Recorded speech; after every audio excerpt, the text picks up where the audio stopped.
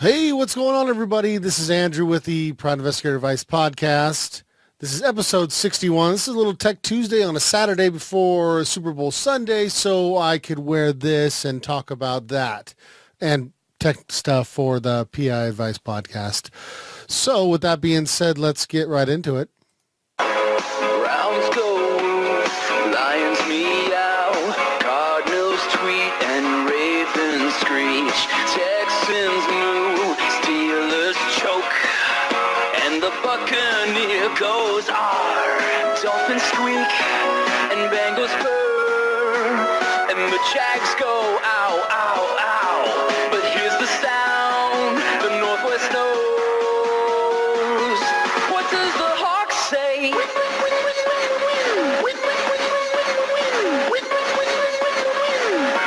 the Hawk say? Come to play us in our house. Come to beat us in our house. You can beat us in our house. What the Hawk say? Happy here at home. Hammering on every foe. Hawks are on a super roll. What the Hawk say? Big strong This is guys. a PI Advice Podcast. Yeah, boy. All right.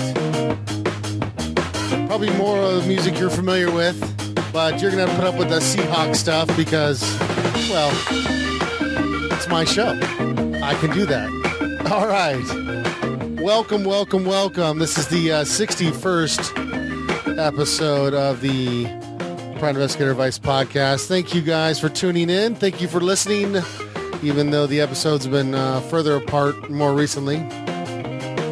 I have been thinking about you, as I always do, and was able to put together a blog that I haven't posted yet, but I thought I'd go ahead and podcast now while I had a little bit of time to do so.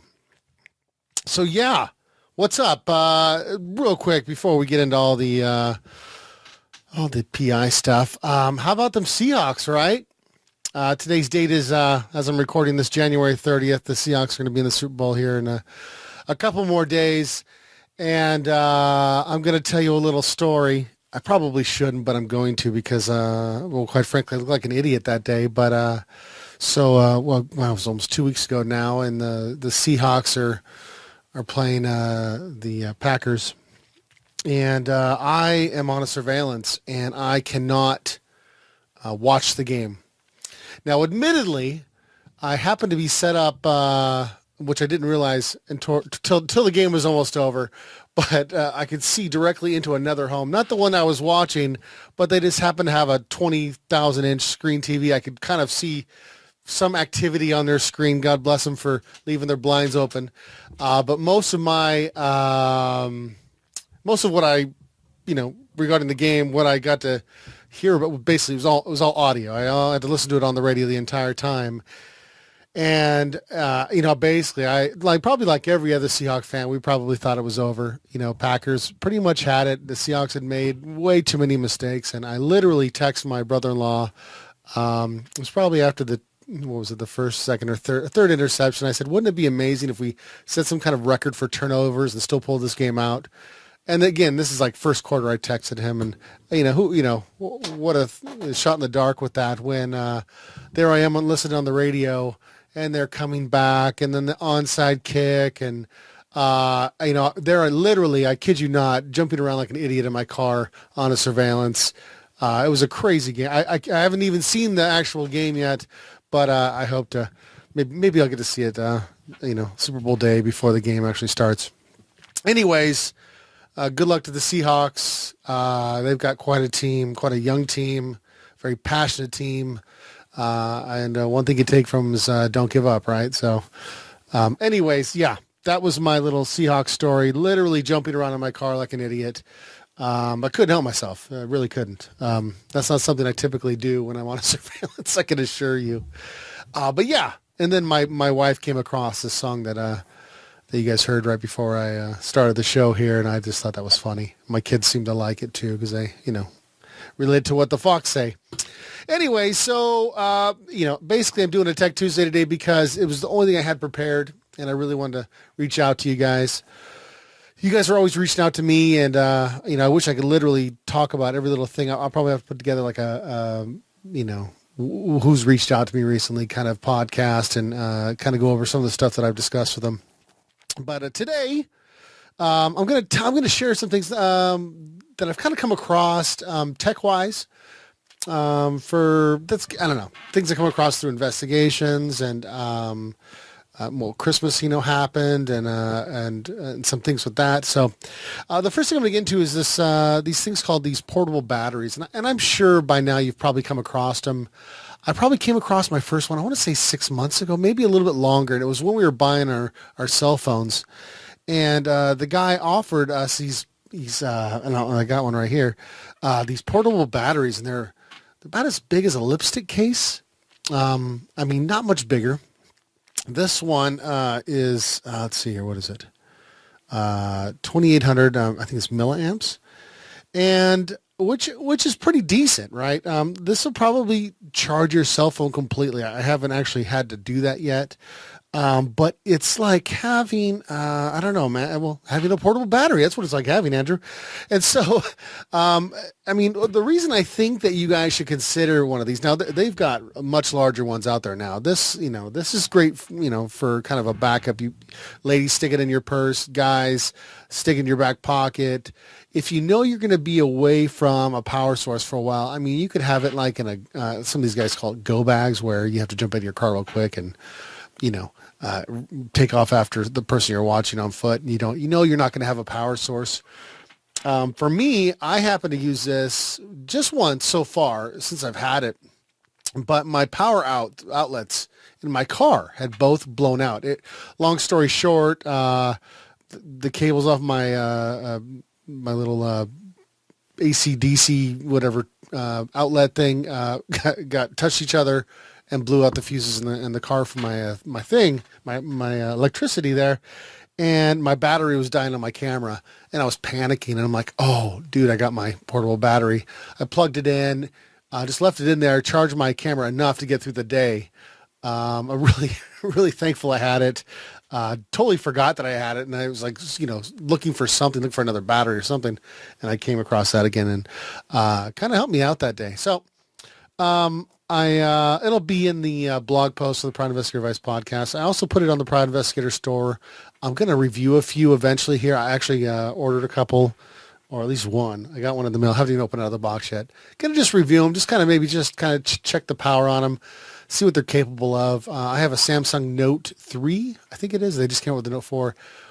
And it's that battery lasts forever. I mean, that thing just lasts forever. One of the greatest batteries on a phone I've ever had. So I usually don't need it too much unless I'm like watching videos all day long or something. But anyways, do you need one? Think about it. I mean, they're pretty inexpensive, less than $20 in most cases for something like I just showed you here. And you can get those on Amazon. Again, I'll have links on the Private Investigator Advice store if you're interested in supporting the store by clicking through those links. What else we got here? So I can't, sometimes you just don't know things for sure unless you have to ask about them, right? I mean, I guess that's how most people are. For me, I had a case that I was working where, we had to find out if we could get, traffic cam footage, of a specific intersection in a city. And after doing some calling, I found out that even despite, I had gone out to the site and taken pictures of the cameras and the intersection and everything. But I called around and I talked, I want to say like Public Works or whoever's in charge of that. Maybe it was, I can't remember what I called. It was a while ago now. But they had said when I talked to them, like, no, we don't, the cameras on the intersections, and I'm not talking about the ones that get you for speeding, that light up and get you when you speeding or you go through a red light or something. These are the ones that are just sitting on top of the intersection. In their particular city, they do not record. So all they do is literally check for flow of traffic so they can adjust the signals to, make traffic better, I guess. And so I was kind of shocked, like, that they have those, all these cameras in the city and none of them record. And I thought, what a waste. I actually had I talked to two people. One of them I asked about. They said, well, I don't know. Let me find out. And then the other one I talked to that had the answer right away. But the person I did talk to first was a cop and he had said, he himself said, you know what? In a message to me, he says, I'm surprised, to tell you this, but yeah, they don't record. So, and I'm not saying this is for every city. I can't vouch for every city out there, but just maybe some expectations if you're maybe, investigating an accident or a crime and near an intersection with cameras, you might have some expectation that, that they just might not record. So don't go in there with too much hope with that. But still do your due diligence to see if they do record.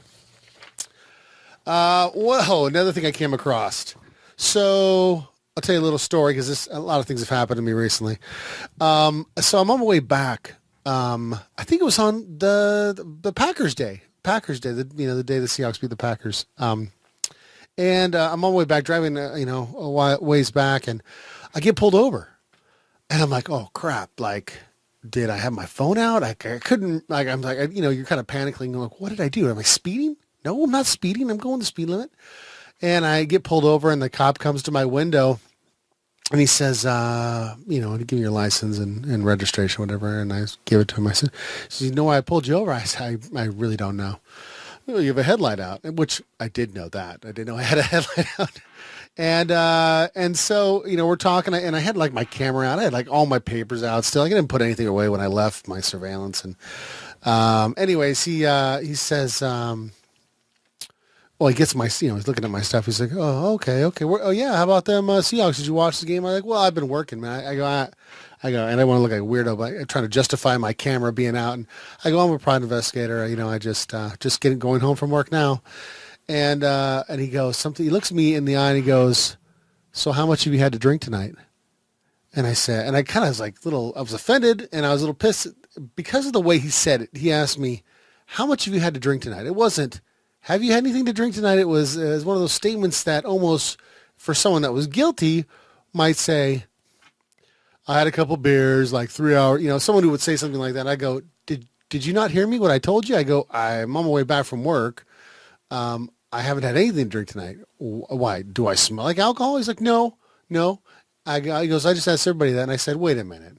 I go, no. I go, you asked that in a particular way, in regards to, had I anything to drink? You didn't ask me if I had, you asked me how many. He's like, no. I asked everybody that. I'm like, all right, dude. All right. I see what's going on. Anyways, good story. Good part of the story is no ticket. Andrew, go fix your headlight, which I did the next day, so I don't have to have that conversation again. But yeah, I just thought that was interesting. So why all that? Why all that story with the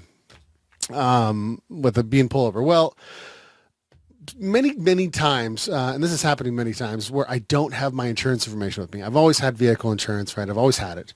But sometimes they'll just expire, or sometimes we take them, I take them out of the car, or they get misplaced. And I never seem to have one when I'm pulled over. And this guy didn't even actually ask me for it. But when I got home the next day, I don't know what I saw, but I don't know how I figured it out. I think maybe I just guessed, but I go through eSurance. And I wanted to know if they had an app to where, you could look up your information on there. I think my wife had actually gone to the website on her phone, not through an app, like a year ago when she got pulled over. And I looked it up, and eSurance has an app, and it's like the coolest thing ever. It's got, oh hell, I'll open it up while we're talking here. It allows you to check your policy. You can look at your ID cards. So if you get pulled over, you can just show them like, boom, just like you would on your printout of your insurance. They're going to make me log in. I don't want to try to log in while we're talking here. What else do they have here? I have them actually written down. So I was prepared. Your policy management, you can review your coverage, review, how much coverage you have on each one of your cars. It's just like if you were going through the website. Accident and claim information. You could file a claim on there. You could store pictures if you got into an accident and have it be part of your claim. The roadside assistance button. It's actually a really neat thing. Now, I'm not saying go get eSurance because they had a great app, right? For us, they've been the cheapest car insurance for quite a few years. But check to see if your insurance company has an app. I mean, then you never have to worry about having your piece of paper in your car or misplacing your insurance information.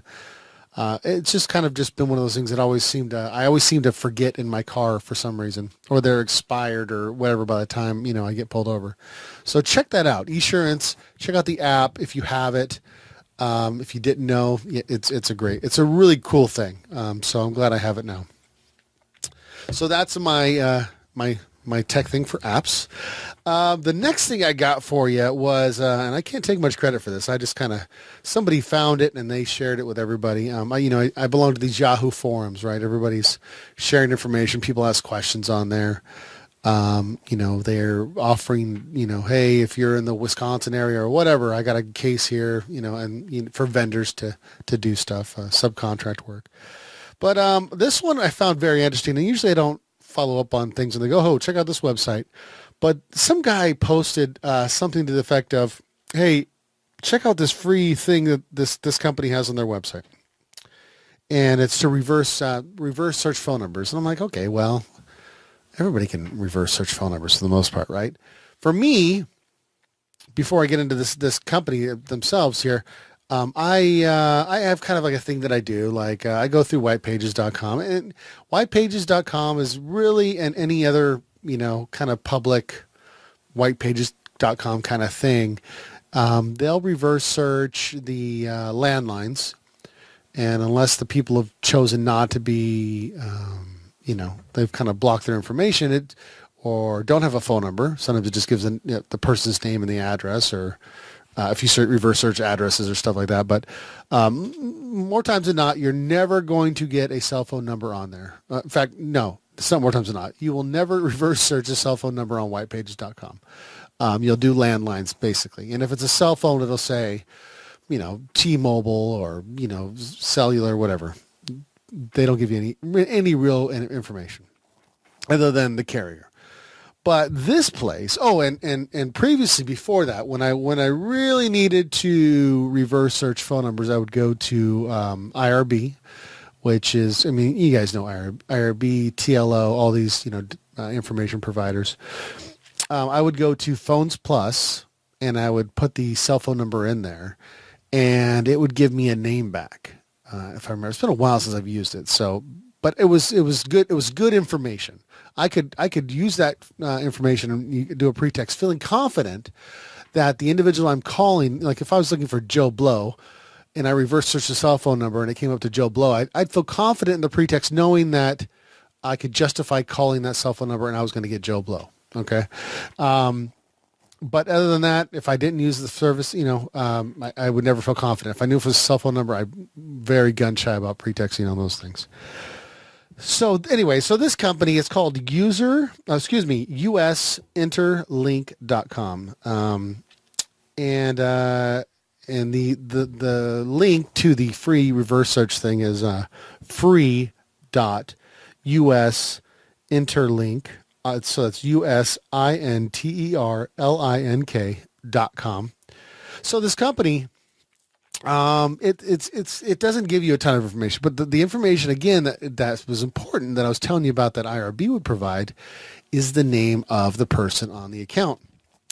And so I clicked on the link that the guy on the Yahoo forum had, and I typed in my own phone number, which is my cell phone number, and I reverse searched and it came up with the right information. And now it didn't give address and things like that, but it gave the name of the person on the account.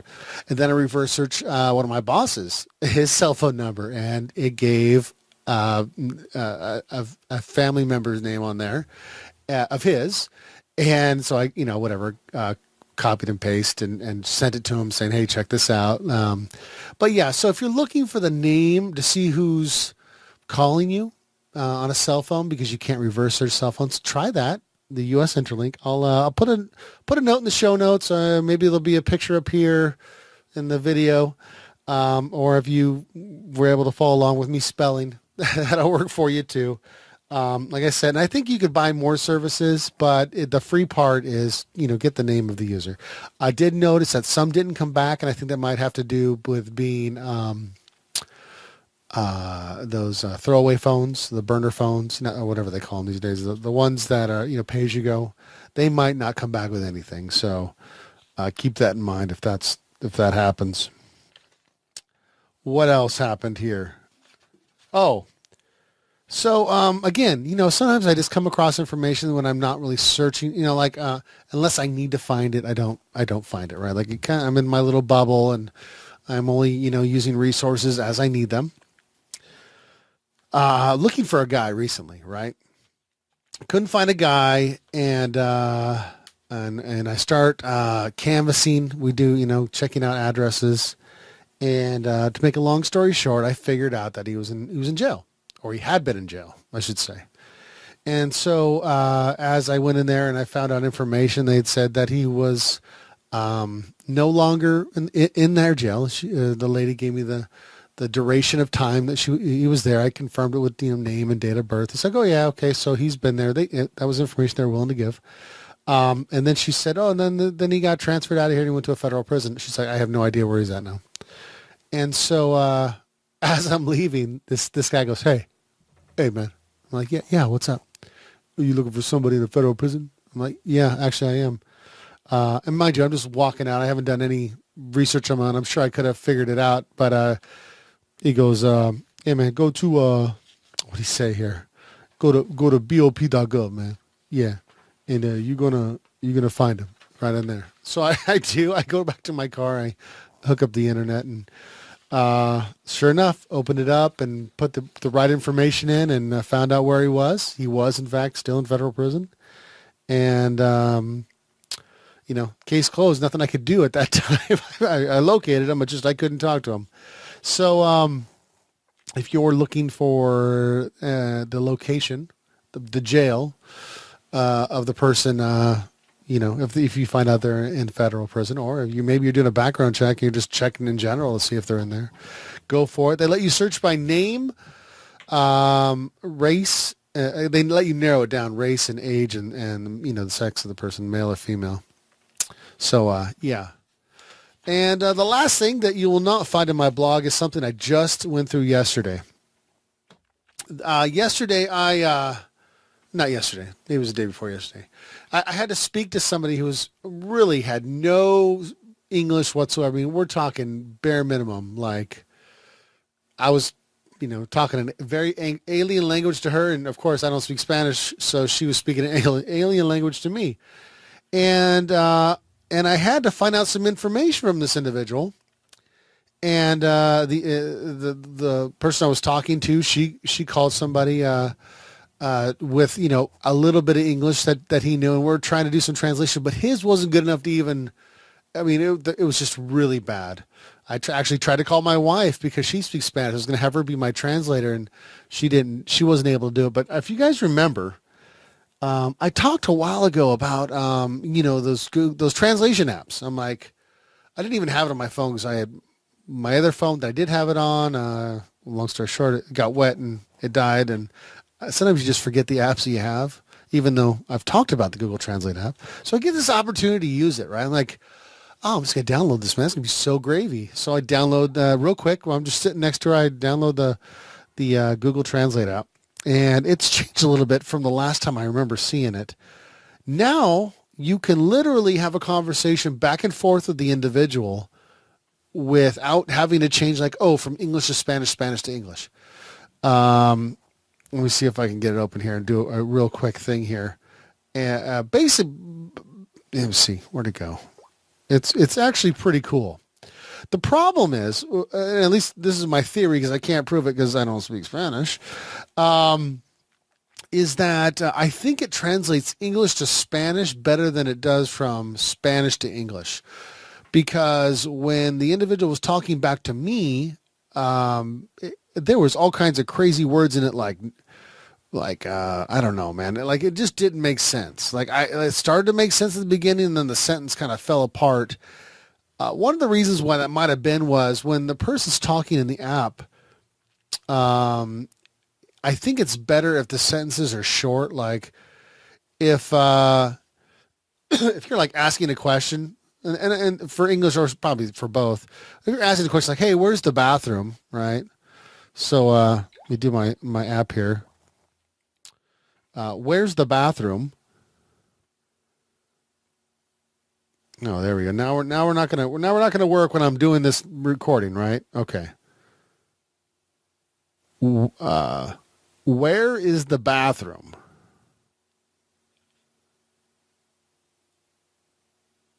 Oh man, this thing. It's got you know what it's got? It's got stage fright. Where is the bath? Oh boy, where is the bathroom? Okay, so finally, third time's a charm. Volume was down and everything else. Donde está whatever the bathroom? Okay, so if okay, so what happens is the person I was talking to, I'm sorry, the person I was talking to was I said you know, I asked her a question, right? And it was just a really simple question, and the story that she was telling was like 2 minutes long. And the thing just stopped. I mean, it wasn't keeping up with her. You know, it's not taking account for, I don't know, slang or I don't know. But long story short, the whole situation was falling apart. And I'm like, okay, this isn't like me traveling around saying, where's the bathroom or where's the restaurant and getting an answer. What it does, though, is the app, as soon as you ask a question in English, or period, when whoever's talking, it's looking for either language. So if I say something, it translates it and it resays it. She can immediately talk back in Spanish, and it's going to acknowledge the Spanish and right away. And it's listening for both languages, and then put it in English where I can read it. And it just goes back and forth like that. And so that is very cool. You know, I was competing with like other noises around, which probably didn't help a lot, but I still think the app is great.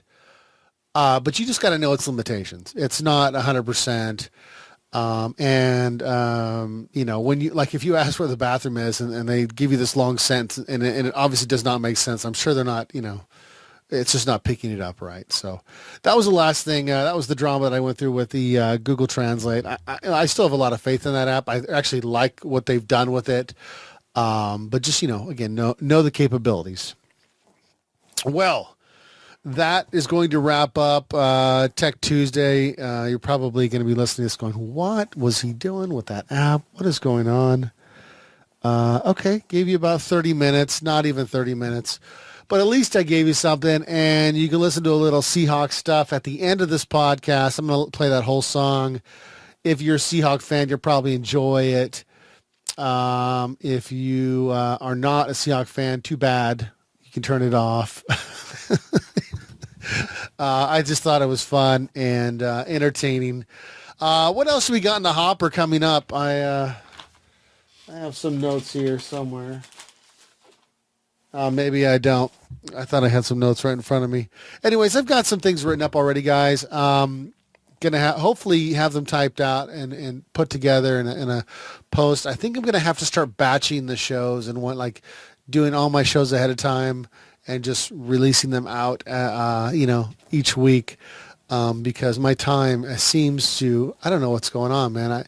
The older I get, or I don't know, maybe it's just the job in general. I just feel like my time's just disintegrated into nothing, and it's just I just can't keep up, unfortunately. And I really want to, I think it was I got a call from one of the listeners, an investigator out in Wisconsin, asking me if I was okay because nothing's been happening, and I think it was the investigator marketing Ruben.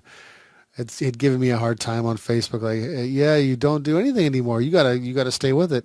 Something to that effect. So here I am trying to stay with it because I love you guys and I want you guys to succeed and I want you to enjoy the job. I want you to, you know, I just want everything to always be so serious. Everything's always serious. I just want you to have a little fun. If you don't have somebody fun to talk to, then you listen to this podcast and you have fun with me. And we'll joke around and have a good time, and you'll listen to my bad jokes, and you'll give me the pity laugh. All right? Okay. Well, I'm going to close. Yeah, boy. Yeah, boy. I'm going to close with the what do Seahawks say? And you know, God willing, if it's meant to be, it's meant to be. The Seahawks will come back with a second Super Bowl win. I will not be going this year. I got to go last year, and that was a phenomenal experience. Who knows if I'll ever be able to do something like that again.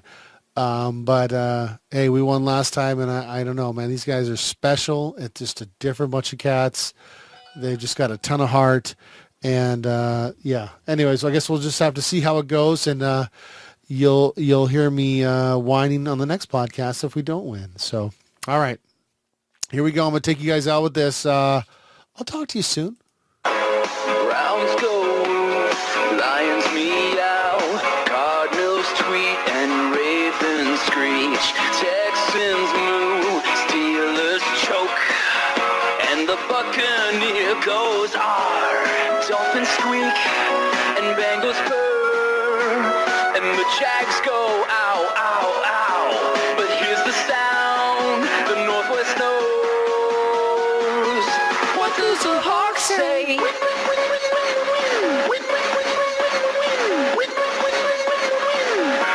the Hawks say? Come to play us in our house.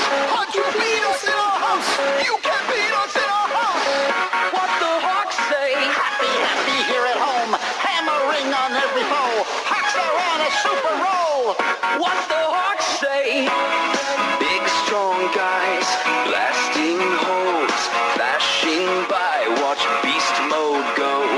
End zone calls, he cuts at will, leaves the defense standing still. His flying dress, so beautiful, tattooed angel with huge thighs. And if you try to block his course, he will take the game by force. Marshawn runs like a horse. What do Seahawks say?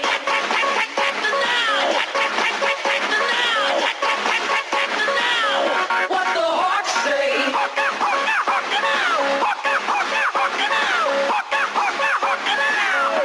the Hawks say? Another Hawks TV. Another Hawks TV. Another Hawks TV. What the fans say?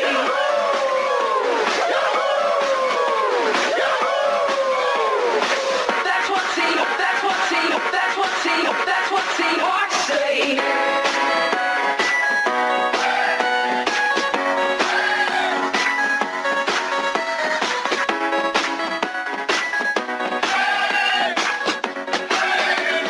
Okay, so I guess that was put together by a DJ Paradox, and that was What Do Seahawks Say? And I hope Russell Wilson, Marshawn Lynch, Jermaine Kearse, Doug Baldwin, and the whole team, Richard Sherman, all those great players do a great job on Sunday, and we'll see what happens. Take care, you guys. I will talk to you soon. Bye-bye. This is a PI Advice Podcast.